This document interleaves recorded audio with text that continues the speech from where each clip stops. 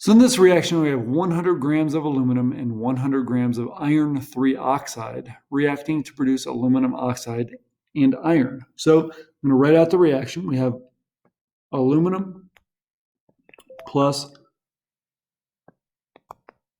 iron 2 oxide produces iron and aluminum oxide. Remember, when I'm writing this, iron has a charge of +3, oxygen has a charge of -2. That's where the Fe2O3 comes from. Okay, so we have to have the equation written correctly, and we need to balance it now. So I see 1 aluminum on the left and 2 on the right, so I'm going to balance it. 2 aluminums there. I have 2 irons on the left, so I need a 2 there. Okay, which gives me 2 irons, and then my oxygens are already balanced. So this is saying I have 100.0 grams of aluminum to start, and I have 100.0 grams of iron oxide to start. In both cases, we're trying to make a prediction on how much iron I can produce. So one of these is going to run out first. That's why it's a limiting reactant problem, right? And so we're trying to decide, is the 100 grams going to run out first of the aluminum or the 100.0 grams of the iron oxide? So remember, if aluminum runs out first, then we will have some iron oxide left over. Whichever runs out first, that is the maximum amount of iron I could produce, right? Once I'm done with the reaction, I can't produce anymore. So we'll set it up as 2 stoichiometry problems. So 100 grams, 100.0 grams of aluminum. Remember, grams of aluminum automatically drops down there. Moles of aluminum up here, because the only way to go from one thing to another thing is through moles. So moles of aluminum down here, and we have to go moles of iron up here, right? I'm trying to go from aluminum to iron, and then moles of iron into, it's asking for grams of iron produced. So grams of iron. And so I go back in. You might want to pause and solve this on your own. You should pause this and solve it on your own. 1 mole of aluminum is 27 grams of aluminum. From the equation, I see a 2 in front of the aluminum, so there's a 2 in front of the aluminum moles down there. I see a 2 in front of the iron. And 1 mole of iron from the periodic table is 56 grams of iron. So when I solve this, I end up getting, with 4 significant figures, 207.4 grams of iron produced. So that would be, if all 100 grams of aluminum get used up, that would be the maximum amount of iron I could produce. But we don't know if all those grams of aluminum get used up until I do another stoich problem. So now I'm going to take my 100.0 grams of iron oxide, and I'm going to write out the reaction, the stoich for it, right? So grams of Fe2O3, and then the only thing we can go to is moles of iron oxide on top. Same stoichiometry as always, moles of iron oxide down there into moles of, still going into moles of iron.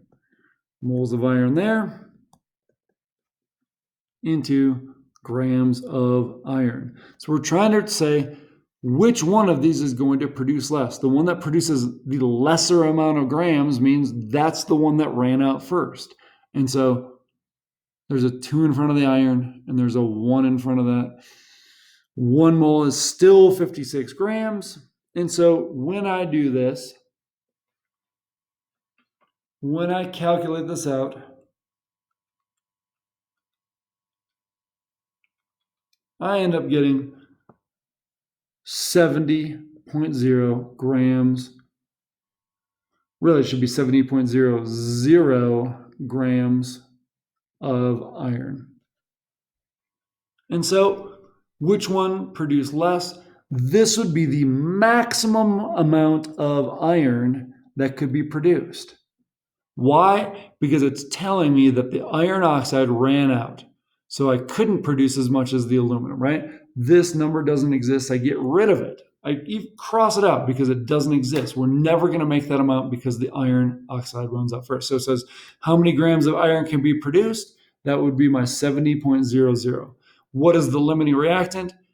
This one made the lesser amount, so the iron oxide is the limiting reactant, which is in excess and by what quantity? So aluminum we know is excess if the iron oxide is limiting.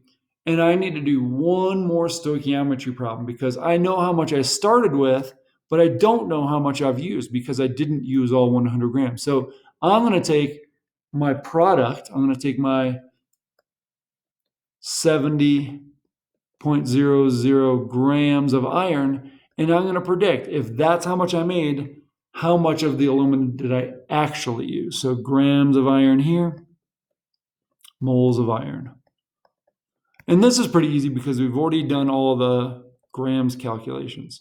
Moles of iron into moles of aluminum, and then moles of aluminum into grams of aluminum. So 1 mole we know is 56 grams, like we said. There's a 2 in front of there, and there's a 2 in front of there. And then 1 mole is 27 grams of aluminum. And so when I do this calculation, I get 70 times 2 times 27 divided by 56, because 2 is on the bottom. I'm going to divide by 2. Then I hit equals, and I get 33.75 grams of aluminum. So this is how much I actually use. That's not how much is left over. That's how much I used. So if I started with 100.0 grams and I used 33.75, right? So 100 minus 33.75, I end up with 66.25 grams of aluminum is remaining, or excess.